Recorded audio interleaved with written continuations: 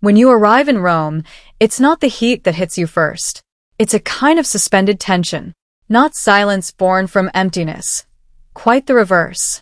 This is the held breath of a crowd. You sense it near the ticket windows at the Foro Italico, where fans who've traveled from Milan, Manila, and Madrid are all carrying the same unspoken question before they even pass through the entrance. You catch it in the way voices drop to almost nothing when someone checks their phone and says her name. Just her first name. That's all it takes. Alex. Not her initials. Not the Filipino player. Not world number 42. Just Alex. And in a city that has seen gladiators, pontiffs, and tennis legends walk its ancient streets, that kind of single-name recognition doesn't come cheap. You have to earn it. Here's what makes it remarkable. She hasn't struck a single ball in competition yet. Let me start over, because if you're arriving late to this story, you're probably rolling your eyes. Another young talent being celebrated prematurely. Another hype cycle. Fair enough. We've all seen that pattern play out badly. But Rome right now is a different animal. Sabalenka is here, commanding the clay like a queen. Swiatek is here, gliding across the red dirt as if it were built for her. Goff is here. Rybakina is here. Paolini, the defending champion, is competing on home soil with an entire nation cheering her name. And yet on Sunday morning, when the light was still soft and the practice courts were just beginning to fill, the largest informal crowd wasn't gathered around any of them. It was gathered around Alex. World number 42. 20 years old.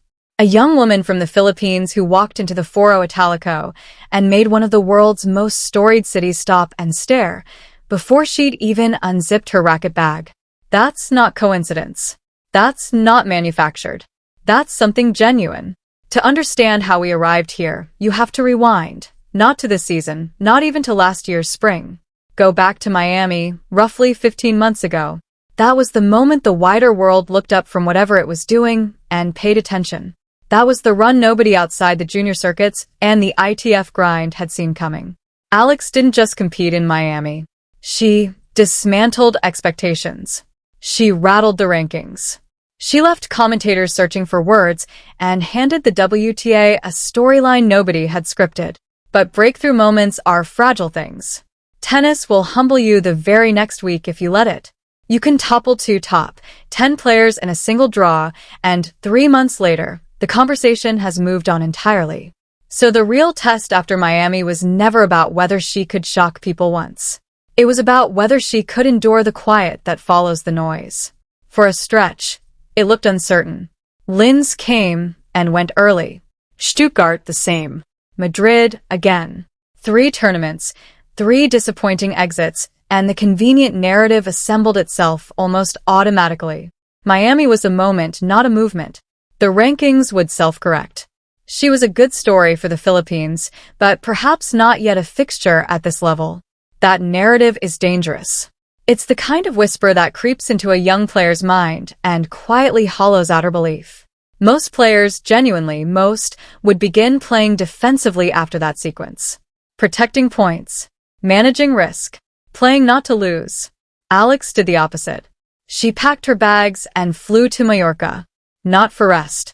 She walked through the doors of the Rafa Nadal Academy. Consider what that institution actually represents. It's not merely a world-class training facility. It's the physical embodiment of 20 years of dominance on clay, distilled into courts, philosophy, and daily habit. Every session run within those walls exists in the shadow of what Rafa built on red dirt over 2 decades. And Alex went there quietly. No fanfare. No content shoot. She went to prepare, methodically, privately, doing the invisible work that only appears later when scoreboards start telling stories. That's not a player chasing momentum. That's a player constructing something lasting.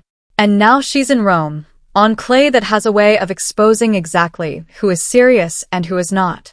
The timing feels almost cinematic. The draw itself reads like someone wrote it deliberately.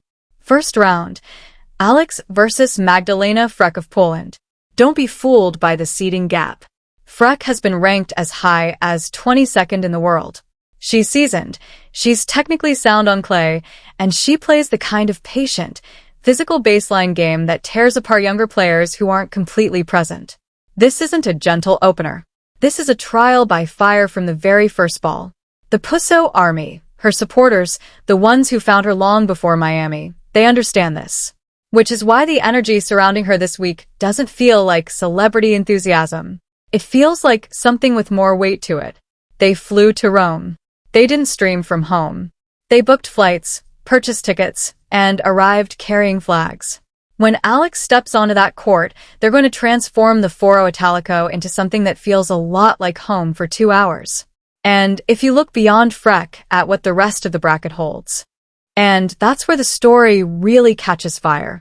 If Alex wins that opening match, she faces Wang Xinyu, world number 33, seeded 31st here in Rome. The detail that gives this potential meeting its edge: Wang has already beaten Alex this year. Back in January at the ASB Classic in Auckland, they went 3 sets. The scoreline read 5-7, 7-5, 6-4. But anyone who watched that match knows the numbers don't capture what actually happened on court. It was a battle. The kind of match that both players carry with them long after the final handshake, the kind that leaves an imprint. Those kinds of losses do one of 2 things to a competitor. They either chip away at your belief, or they become the thing you train toward. Alex has had months with that result sitting in the back of her mind. Months to study it, work on it, find the answers she didn't have in January. Rome could be where she presents those answers. So here's where we are. A player ranked 42nd in the world, 20 years old, from the Philippines, who trained in the house that Rafa built, who absorbed 3 straight early exits and came out the other side not smaller, but sharper, who walked into one of the deepest, most talent-dense fields outside of a Grand Slam and became the most talked-about name before playing a single competitive point. The case being made at the Foro Italico this week isn't the soft one. Isn't it lovely that she's here? Or what a great underdog narrative. The case being made is harder and more serious than that. The case is that Alex Eala is a legitimate, improving, genuinely dangerous tennis player who has not yet reached her ceiling, and who has chosen Rome in May 2026 as the next place she makes people remember her name. The clay is ready. The draw is set. The Pusso Army has arrived, loud and unshakable and completely convinced.